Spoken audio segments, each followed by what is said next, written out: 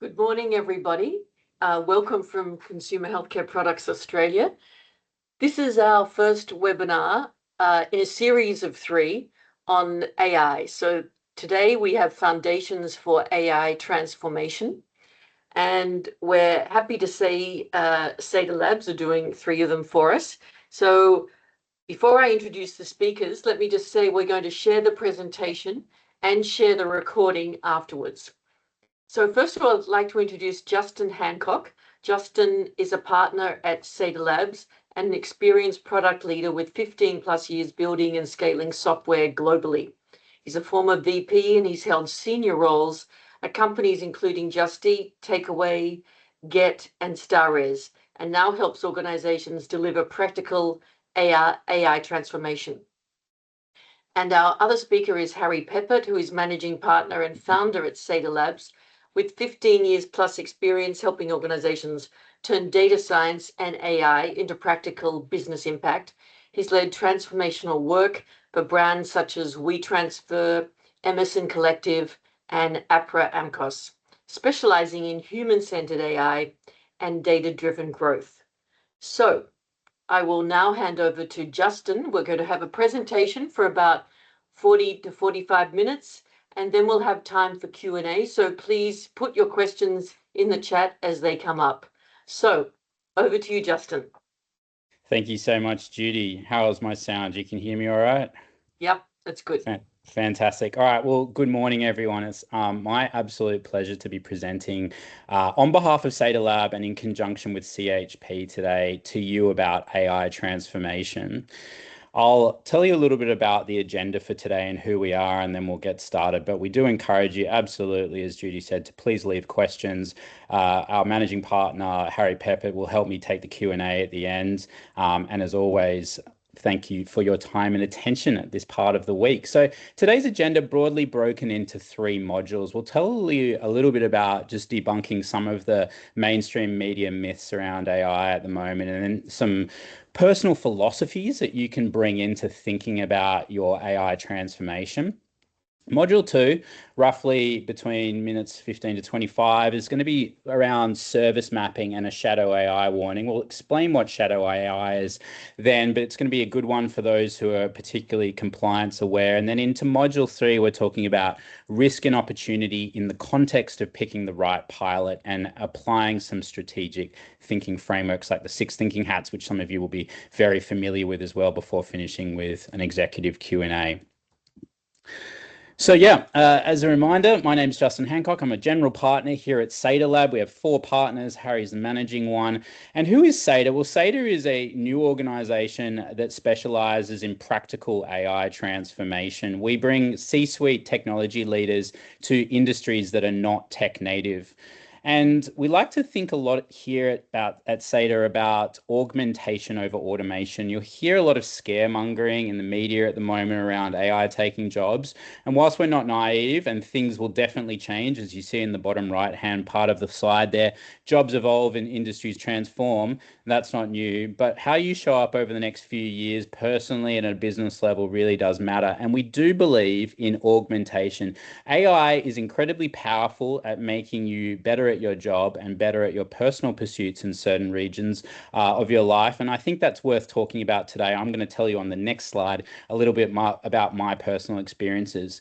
We do bring expertise from well-known international brands, and whilst not necessarily in the consumer healthcare space, we're starting to operate more in that area and advising more in that area too. We have worked with regulated businesses in the clean energy sector, as well as Financial Conduct Authority regulated businesses in the UK as well. And we've worked with leading global investors. And so we're very familiar with what scaled implementations of AI look like, but we work a lot with small businesses to help them get started as well. It's daunting. It's an overwhelming time. We understand that. And having the right partner with you on this journey can really make all the difference.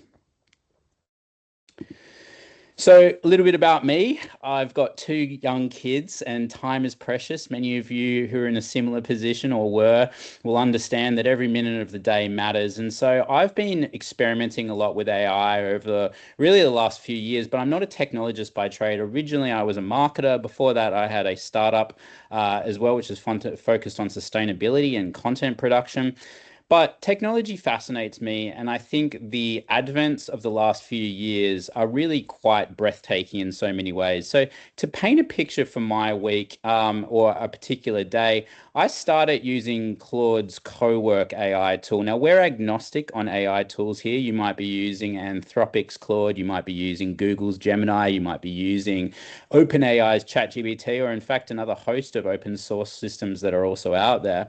But the point of this is to really get started and to work out what's possible. Now, like most people out there, I subscribe to a lot of email newsletters with the best will in mind, and I never get to read them all. And so I ask AI to review the daily newsletters that have made their way into my inbox, to aggregate the key themes, and to tell me what the signals are. Is it trending up or down based on what those sources that I know are reputable have been reporting on that theme over the last few weeks? I get across it, and if I want to commission a little bit of extra research on the spot, I can do it. It's amazing. It really gets me up to speed and helps me keep track of what's going on in this fast-paced world. On the Sydney Metro, which I love. I just moved back from London a few years ago, and this piece of infrastructure has really upgraded Sydney in so many ways. I'll record a 90-second voice note about a client or a project. I can do that straight into the Claude app. You can also do that into the Gemini or the ChatGPT app. And I can actually, through the connections we've established, send that context directly into our project management software. So I've got actual project tickets scoped with subtasks, priorities, labels on them, ready to go, due dates by the time I make it to the office, which is fantastic. We call these moments aha moments. And the big aha moment for me over the last 6 months has been parallel work, actually using agents like mini team members to run multiple sessions at once, where I might be working on a client deck, creating a piece of analysis for our business, working on a transcript from a few different meetings and taking the key actions out of them and then sending them into our project management software. All of that can genuinely be done in parallel now, and it's incredibly powerful to be able to do that. So that's the third one. Walking to a meeting in the afternoon, I can again just chat to my ChatGPT. I use all three, by the way, ChatGPT app or Claude, and I can call in project-based information from our CRM about a certain client and where we're at with that client, so I can be ready as soon as I walk in the door for that coffee with Dan P in this instance, to tell him where we're at on a few things we're working on for him. And then lastly, in the evening, I can use my Claude app again to query my calendar, the CRM, project management systems, and just give me a top 5 list of what I need to be focusing on today. I can even ask it whether it thinks my diary is appropriately balanced and whether I should be reorganizing anything. And so, really powerful. This little summary you see down here in the bottom right hand corner, that's relating to a particular workflow, which you can copy as well. If you want to go check out Plod.ai, we don't have any affiliation with them, but we do recommend their devices.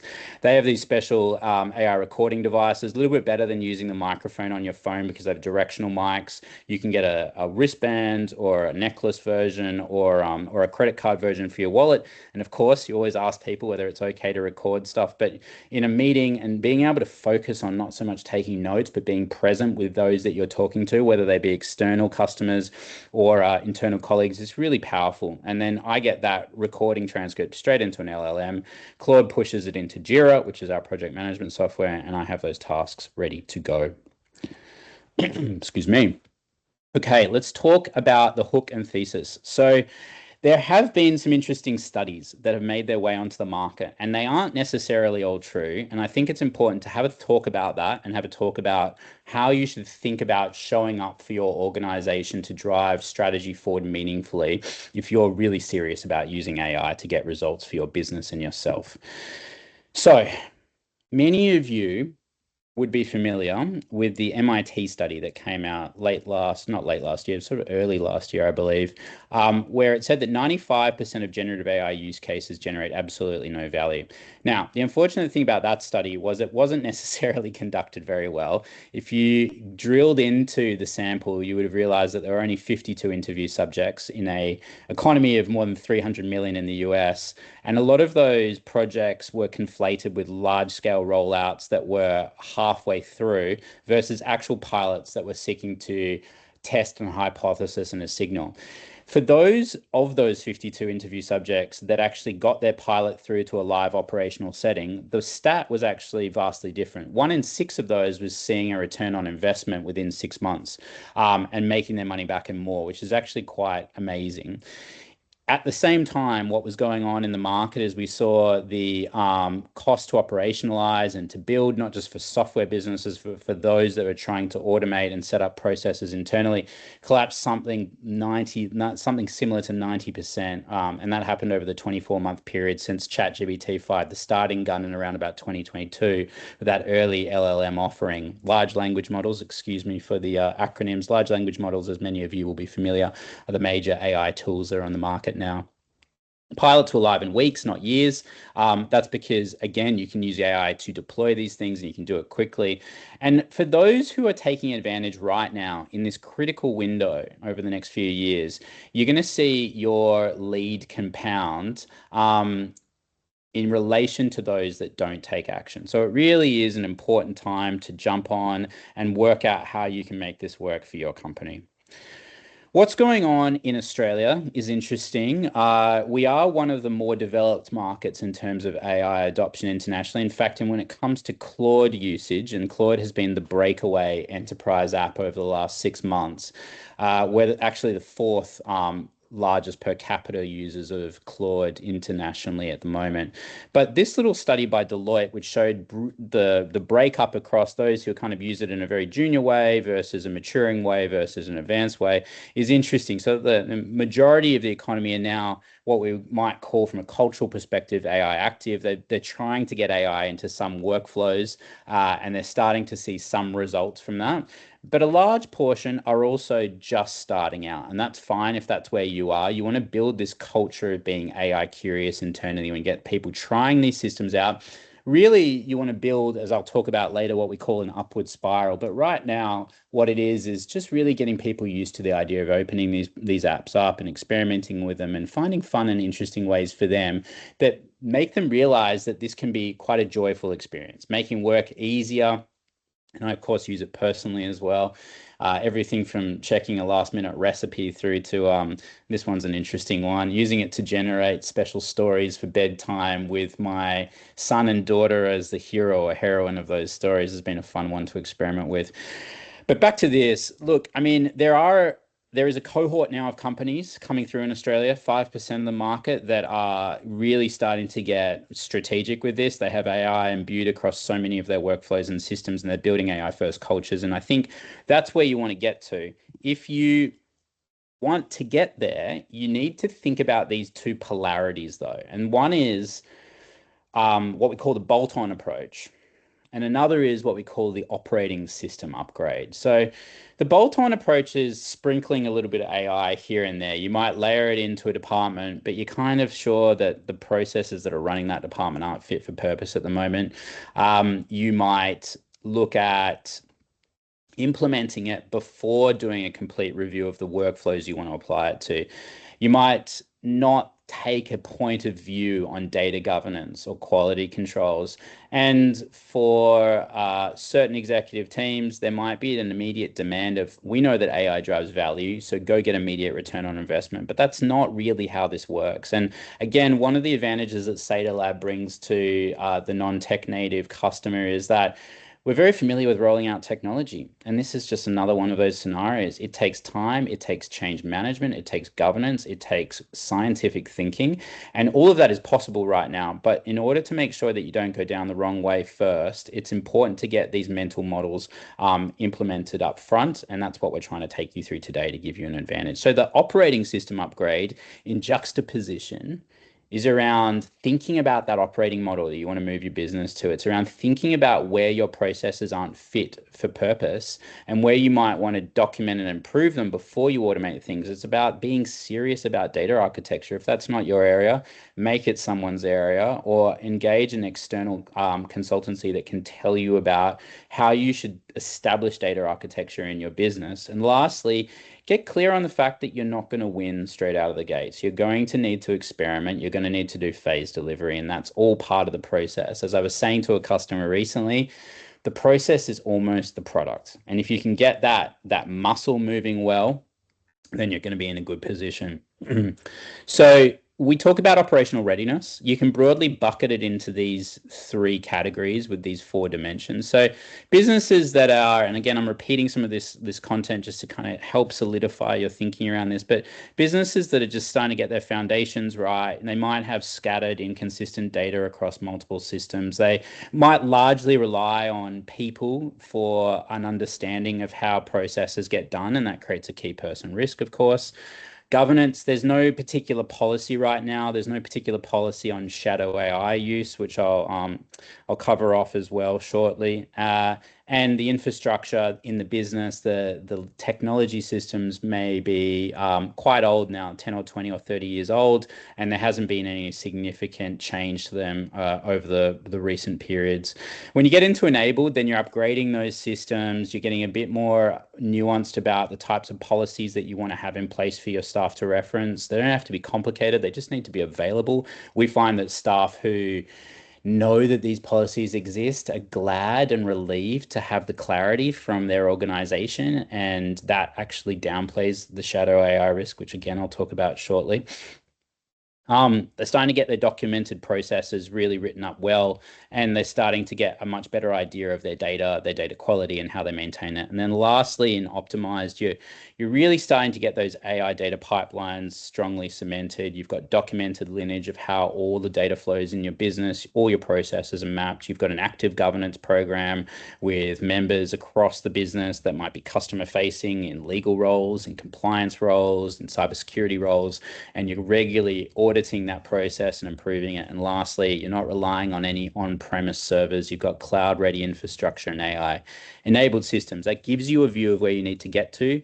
It's very uncommon in our experience that businesses are optimized. Most are between foundational and enabled. But again, getting started and knowing where you're headed, that's what we hope for you today, to give you a mental map of how to progress. And this is a little bit of IP from us here at Seidrlab. This is the AI maturity curve. And AI maturity in this context is about moving through what we say are 5 stages. The stage 2 transition to stage 3 is actually the hairiest. It's the one where you've got an idea about AI tools and you're starting to at least bring a little bit more awareness to what's called prompt engineering. And that's just basically bringing a lot of context into your requests, but you're making it on an ad hoc basis into these large language models. And you might just be pasting in the relevant documents, copying and pasting them into that chat. Stage 3 is about hooking in these AI tools to broader context and systems. And you can do that through what's called an MCP, which is a model context protocol. You don't need to worry about that, but it is a special way that large language models, AI tools, connect through to other systems. And it's the basis of everything that I described to you on those aha moments slides. So in this instance, you're starting to get all the data flowing through your systems into AI, that's stage 3, and you're getting really good at actually leveraging AI to get results across the business. Then you start automating things so that workflows and standard operating procedures are done automatically, but reviewed through what's called HITL, which is a silly little acronym for human in the loop, which means that basically there's a human manager watching these processes. And then lastly, this integrated AI stage, which basically means you're starting to deploy agents to help you with strategy and staying on task and making sure that your people and systems and teams are doing the things that they should be doing. Like automation's all well and good. We have a phrase here at, or a saying here at Seidrlab, which is automating a mess only creates a faster mess. And I'm sure many of you can relate. And so you want to have like an abstraction or a stage that you get to where you're actually being guided by, okay, yes, we are still on track with what we agreed at the offsite 3 months ago, and we're still on track against our strategy. And where my team is spending its time is the high or has the highest chance of generating the outcomes we're looking for in the business. That is an amazing place to be because it does what we call creates optionality, and it creates blank calendar optionality specifically, which means you're spending less of your time in processes managing somewhat mundane tasks and doing what you do better, which is being in front of customers, or it's finding great talent, or it's writing incredible strategies around what and compounding off the fact that your industry knowledge can help you write a better strategy than AI, because AI will always just tend towards the probabilistic mean based on the way that it works. But it's doing the things that are human. It's doing the things that you have true talent for, and it's creating space in your diary to do that. That's what's possible, and that's what we've been doing quite literally in our own business here at Seidrlab. Service mapping, module 2, and a little bit on shadow AI. So we'll talk a little bit about how you get across your business and understand what we call the discover to govern flow, and then just a little bit about thinking about risks around unmanaged proprietary data. So service mapping at a higher level is actually just documenting every system, every tool, every data flow that you have that you would ultimately like to create a blueprint of on the business. And then what you want to do is you want to say, okay, well, we've got a map of them now and we know what system interacts with what system to achieve what process. And we understand where the data is stored and how it moves from one system to another. And then what you would do is you would actually come up with some basic heuristic for scoring the AI readiness. Like, do we think the data quality is good or bad? Do we think there's a regulatory risk or not? And you can keep that pretty simple. You might just say, well, we'll just score it 1 out of 3 because we're not data scientists, we're not cybersecurity experts. We're just going to get a relative ranking. And I would say that is an excellent place to start.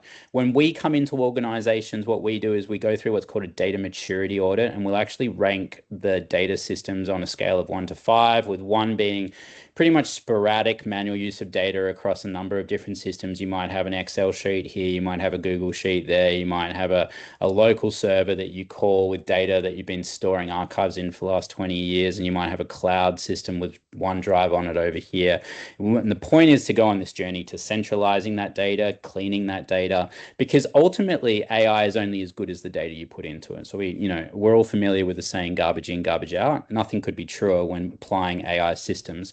And lastly, you want to know, how are you going to govern this? How are you going to keep across these systems? How are you going to keep an eye on whether you're doing the right thing with data?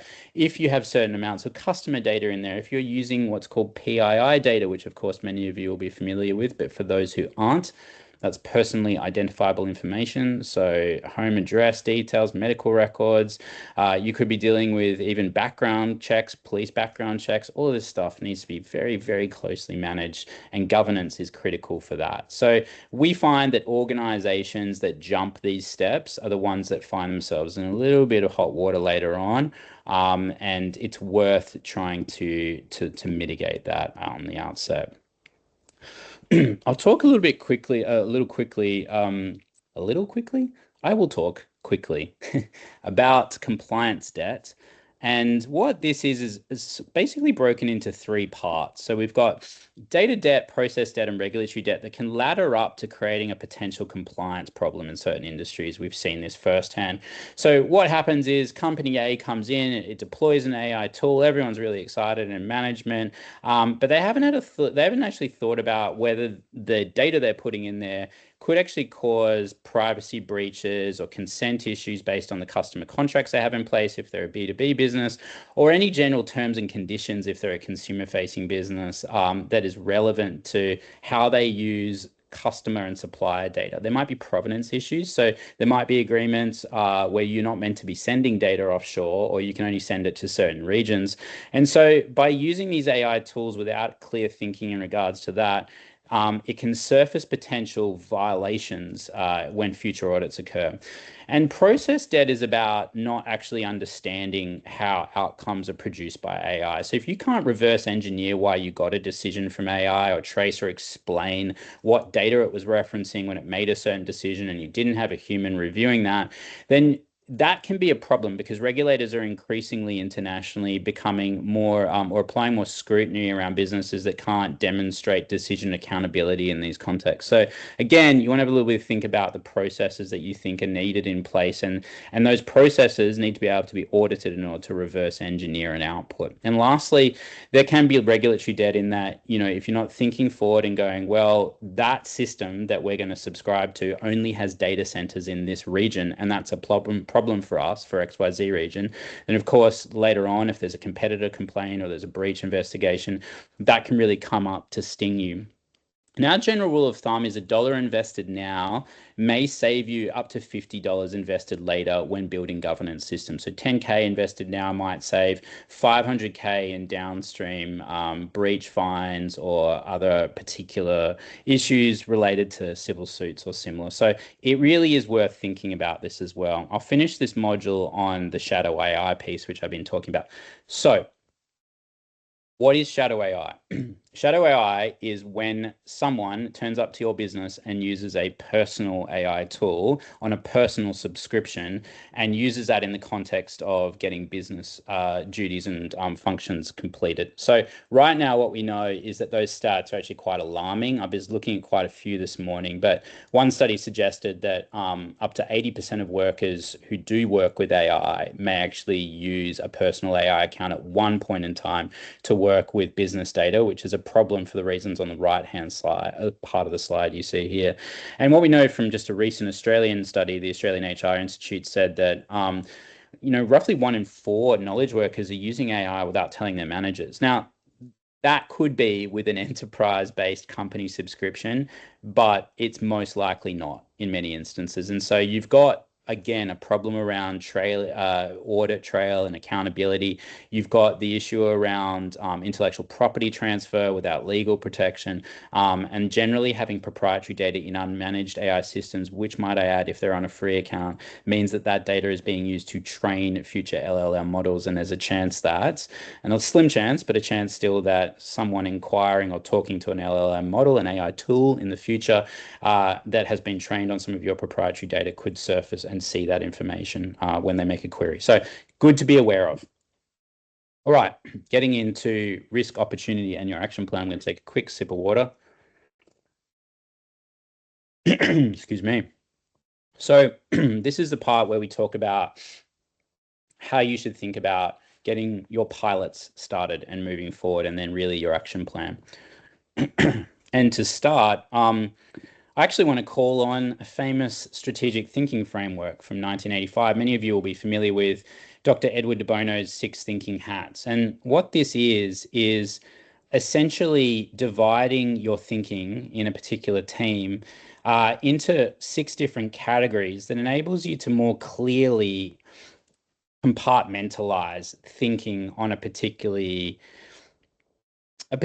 thorny issue, such as how to get AI started and producing results in the right way. I say thorny because we're not naive enough to say this isn't complex, but for the reasons that we've played out today and shown you, it is inherently possible and increasingly easier to implement AI in your organization. You just need to think about it and play it through properly. So if you apply the 6 thinking hats to an AI decision scenario, and I'll play out an example on the next slide, you can break it down like this. And as a reminder, the hats kind of correspond accordingly. So the white hat is about aggregating facts, and they can be negative facts or positive facts, however you want to think about them. What I mean by that is they might be dissuading of a particular AI use case, or they might be in support of a particular AI use case. But the point is to gather the data.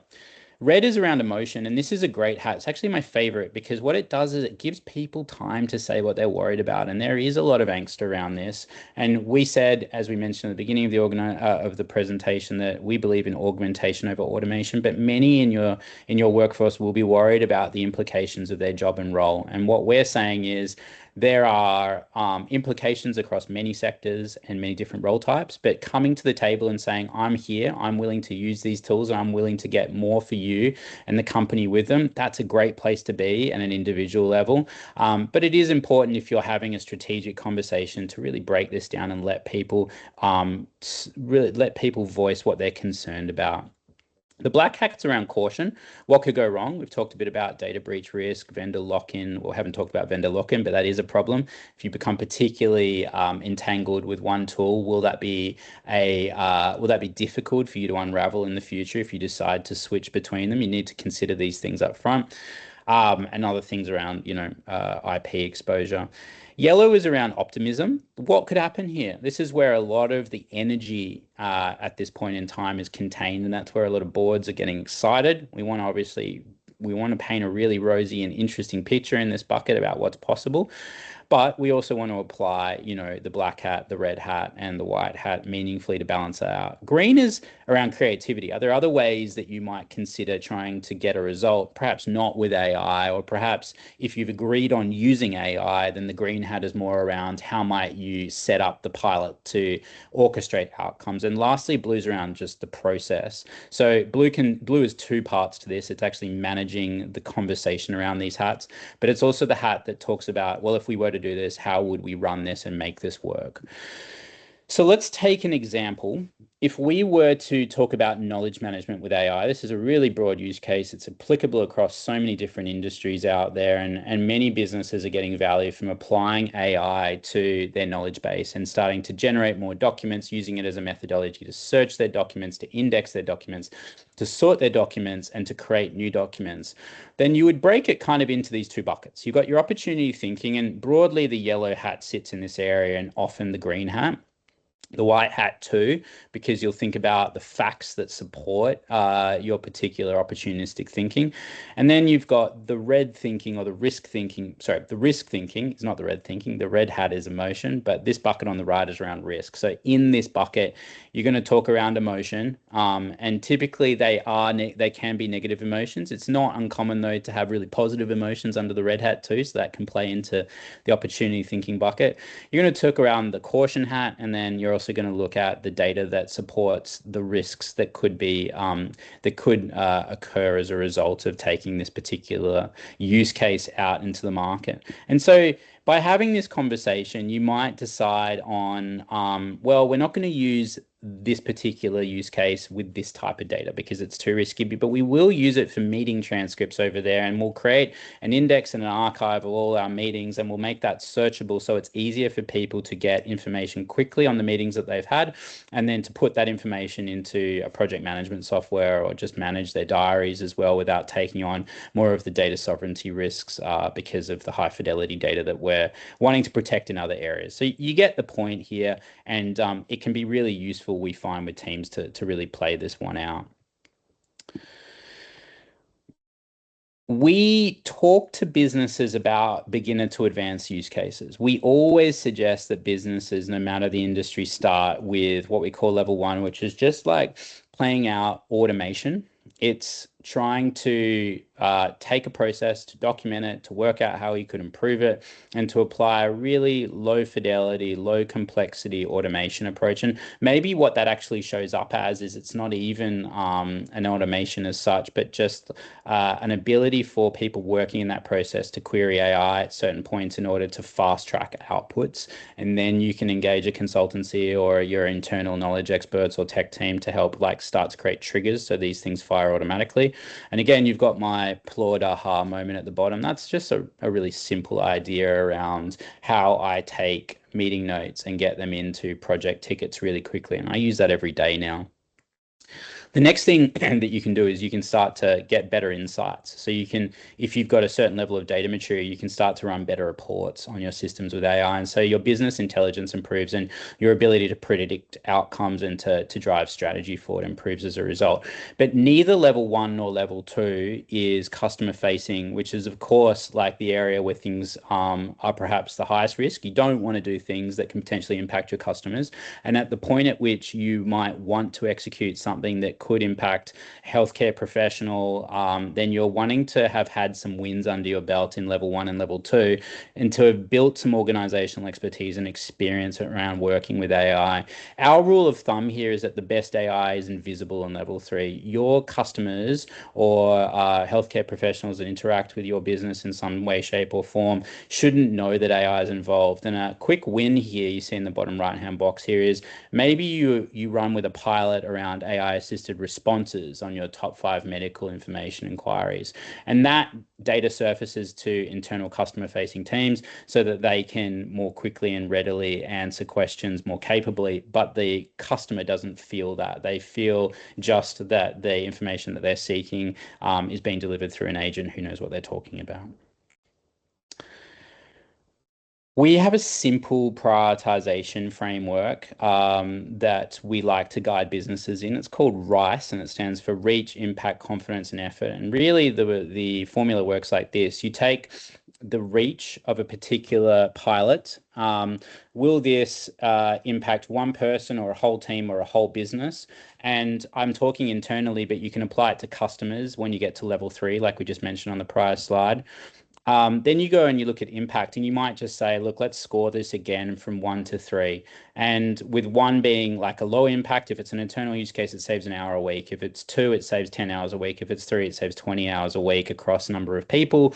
And your confidence is actually your ability to get it done. So like, it's not just the technical ability to set up this particular use case and get it working. It's maybe you've got conflicting priorities on at the moment. Maybe your team is rolling out a major project and really they're just not going to get this happening for another 6 months. And so you say, that's a great use case, but based on where we are right now, we've got a 20% chance of getting that out there in the next 12 weeks. Or whatever your time frame is. And lastly, it's effort. And this is just days of one person working full time to get something live. So if it's 2 people working a day each, then it's 2 days of effort. And if it's 2 people working 5 days each, then it's 10 days of effort. And so what you end up with is a prioritization matrix that looks like this. And it gives you a little bit more objective clarity on where you should be going.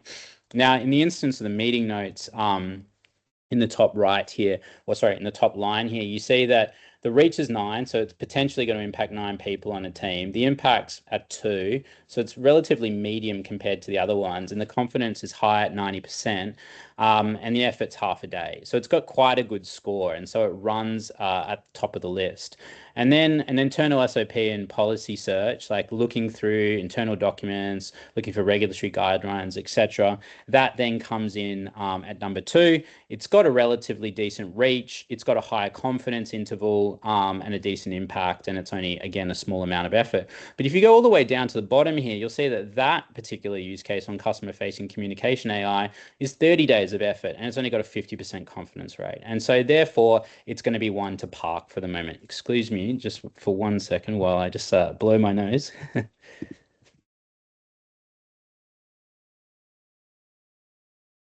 Apologies about that. No one likes listening to someone sniff while they present.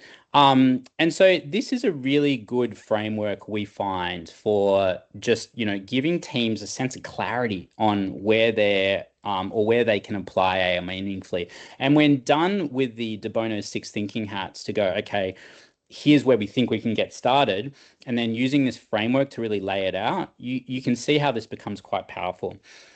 Conscious of time here, so I will just speed through kind of the last section, but it's good to just make you aware of this. So where AI won't help is in a few major areas, and you really need to get clear on these areas when you're starting. The first is around conflicting processes. If you've got a process that doesn't work between 2 departments and it's currently a point of conflict and tension in the business, don't start applying AI in that area. We all know that that's not going to result in the result that you're looking for. You need to, again, move upstream and make sure that your operating procedures, your operating system, your data, all the things we talked about previously is set up for success.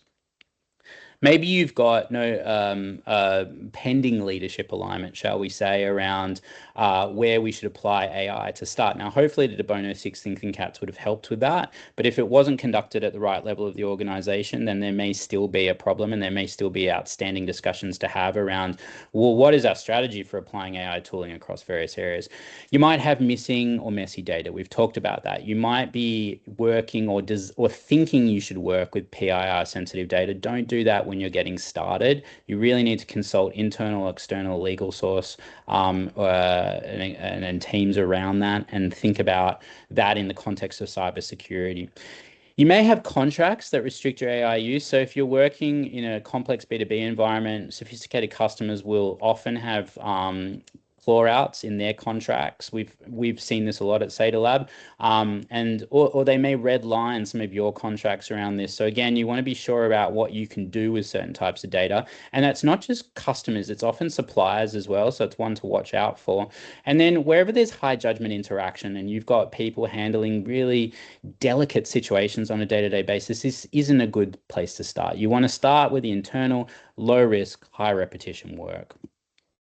So that's where AI can fail. But what if we go up one level? Where can AI transformations fail? Where we see two types of failure modes often. One is around certain teams being skeptical and adoption being slow. The team doesn't take it seriously and engagement stalls. And that's why change management, the people component of this, is so important. I'll talk about that in a sec.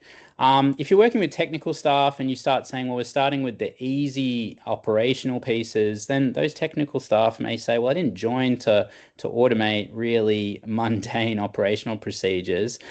But this is something that you need technical people helping with. Like, this is a really important thing to get right. There are lots of things that can be overestimated or missed in the process. And again, that's why we advocate for technology professionals to guide organizations through that. You need to talk to these people and get them on board.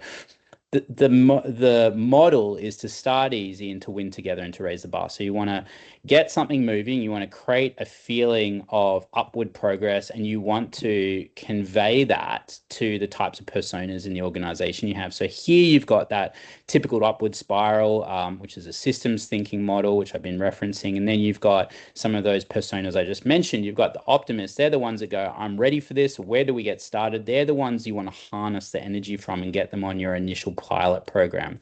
The fence sitters might be saying, well, you still don't have a company policy in place. I'll wait until you've got your stuff together before I take action. And I'm also, a little bit dubious around this. Like, I've started using ChatGPT, but I'm not getting the results that you're talking about here. And so they need to see a little bit of data. And that's why a pilot team staffed with optimists showing data to the fence sitters is meaningful. And then the skeptics are, again, a little bit more pessimistic. They need to be spoken to in a much more sort of comprehensive way about all of the pros and cons of this, why the organization is taking this forward, and what it could actually do for them in a positive light. And so if you're really struggling to get started, you can just start with one person. You can find a task that drains them. You can remove that draining element of it, and you can measure the time back with AI. Then you can provide those results to the fence sitters to convert them. You can get more of a groundswell in your organization happening. The evidence disarms the skeptic, and the optimists were already on board. So you don't want to sell the change as much as build the proof if you're in a situation like that. That's what we say to organizations. So when we come in at Seidrlab to guide companies through this, our engagement model looks a little bit like this. We'll spend roughly 1 to 4 weeks working with senior teams around awareness and strategy. We can run the workshops that we mentioned on the prior slides. We can do these AI readiness assessments. We can analyze your data stack and really help you come to terms with what that roadmap should look like to level up your data integrity, because of course the data is the lifeblood of a good AI system. And then we can help with the prioritized roadmap, really taking a view for your board and your senior management, or even just a department if that's where you want to start, on what we advise you get started with as well. And of course, making the right choices now will really benefit an organization from a compounding point of view, as I've mentioned. Then we get into foundation and the pilot. So we start to build something. We will build one thing with you first. We'll prove that we can drive real value in the organization, and that will create some internal advocates. And then we can continue to scale up from there. And lastly, we'll really advise strongly on how you can manage these systems, how you can govern them effectively, what the best practices are, how other industries are thinking about this. If you've been in one industry for a very long time, sometimes you don't have that relative basis of comparison, and we bring that across many different industries. So that's how we work with clients, if that's of interest to you. So your executive action plan.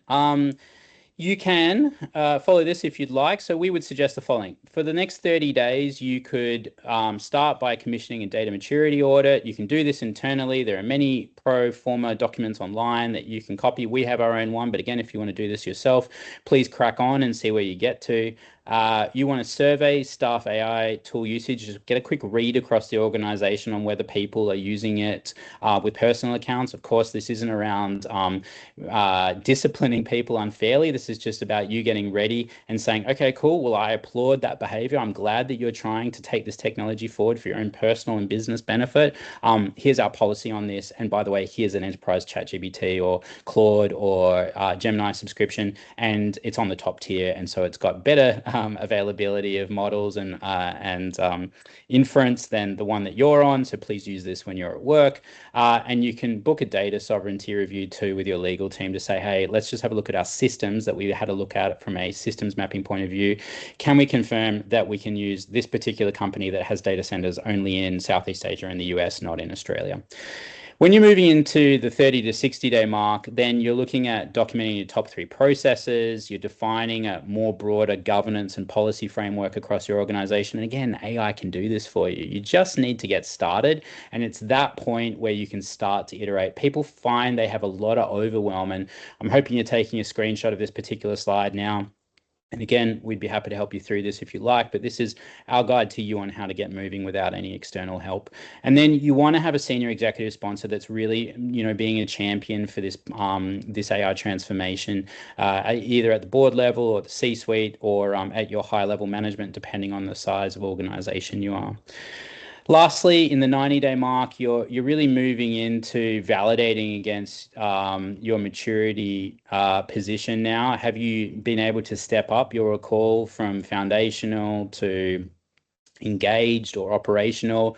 Have you got a good pilot mapped out that you're all agreed on is the right place to start?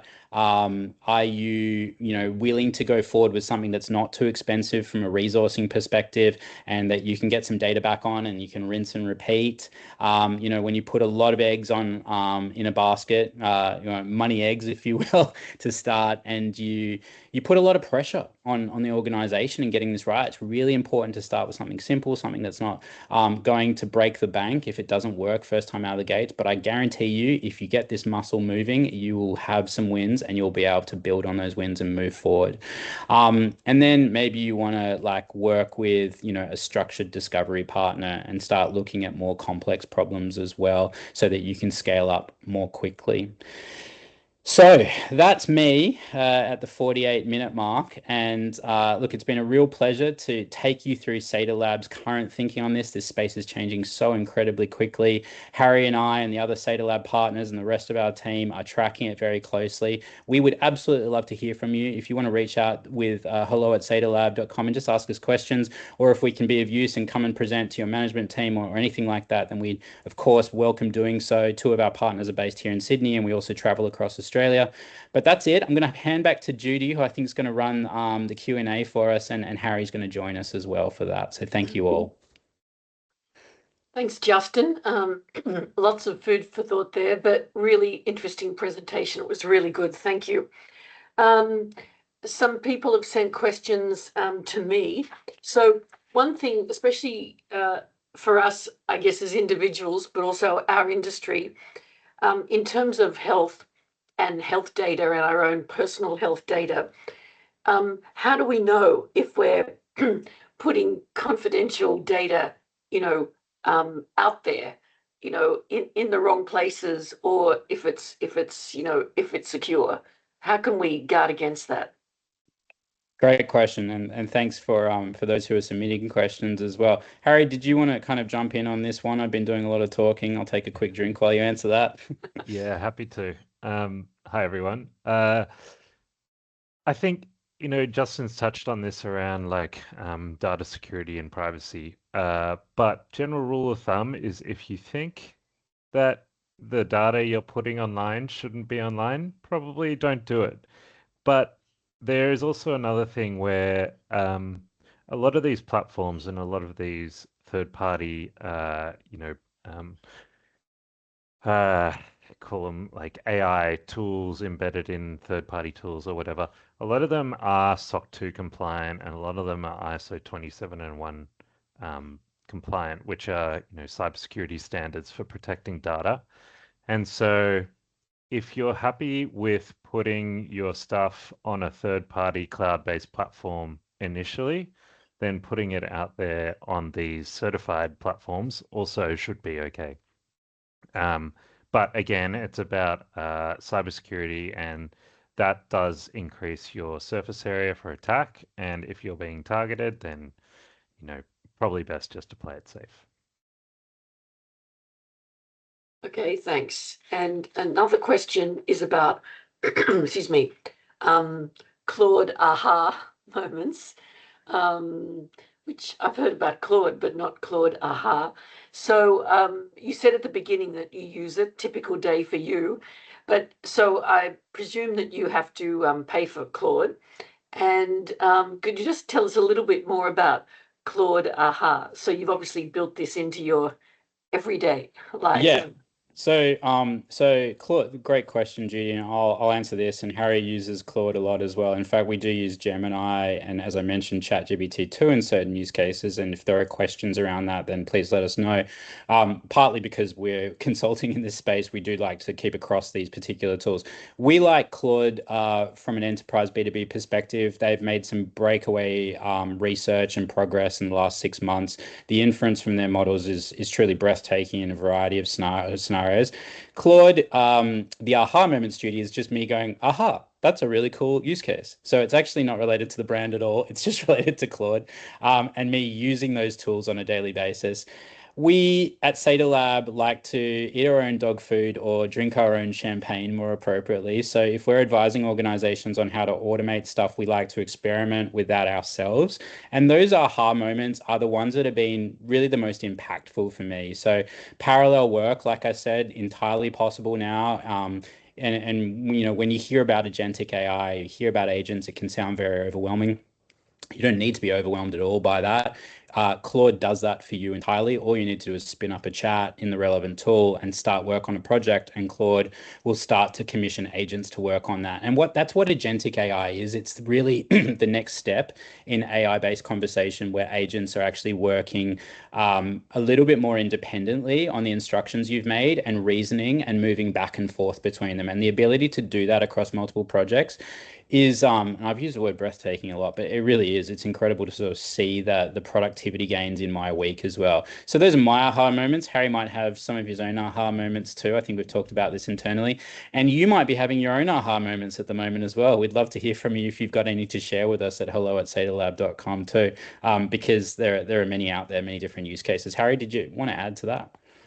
Yeah, I think the point of having these aha moments is that we ourselves have kind of gone through this evolution of going, okay, we're just querying it with a prompt, or like we're doing some prompt engineering. And you saw that AI maturity graph. That's kind of where most users and even businesses sit. But then actually going into the really kind of high yield, high impact use cases for yourselves and for individuals, that really turns people from skeptics into converts. And then you start getting efficiency gains. You start getting people who are actually, evangelists internally around this stuff, who will get other people on board, and it's contagious. And you do find efficiencies when that happens. Okay, so of course now we'll be calling it Claude aha from now on here at CHP. So one thing you said near the beginning, Justin, which was really interesting for us, for CHP, I think, and for a lot of people on this webinar, is that you get AI, probably Claude, to review newspapers or areas you're interested in every day and give you a readout. And I think that would be really interesting for us because we get, media monitoring, for our industry every morning and look at it, but maybe we can refine that a bit more, with what's of interest to us in consumer health or, when there are issues around. So that's more a comment. Now, there is another question from Annalise, but I actually can't see it for some reason. I can see it. Yes, here it is. Yeah. Could you please talk more about the integration of voice recording tools like Claude with internal processors? Are these simple processors or require more advanced agents? Yeah, I'll jump on this quickly, and then Harry jump in as well. So everyone at Seidrlab loves to make fun of me because I'm the guy that sort of yells at AI all day long, and a lot of the other guys like to type. Um, the example I gave with Claude with a P, that's a third-party device. You can look that up online, Claude.ai.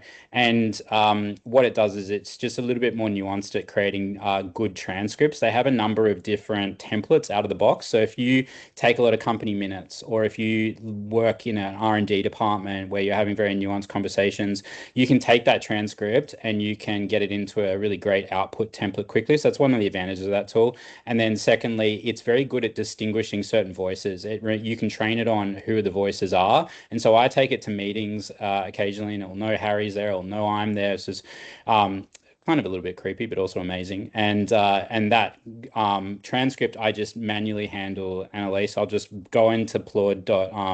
The app online. I'll copy the transcript or the meeting output, and I'll just paste it straight into Claude. Fairly lo-fi that way. Harry's done some more sophisticated things as well on terms of like taking our voice transcripts from meetings. I'll let him talk about that quickly. Yeah, I think what we do as a company is we record all our internal meetings and all our, minutes, our customer meetings, if we get approval, obviously. And then what we do is we run reviews across our transcripts. So we centralize our transcripts into a folder, and then we get Claude to summarize every month what the direction of the business is, any insights, any gaps in how we're delivering things.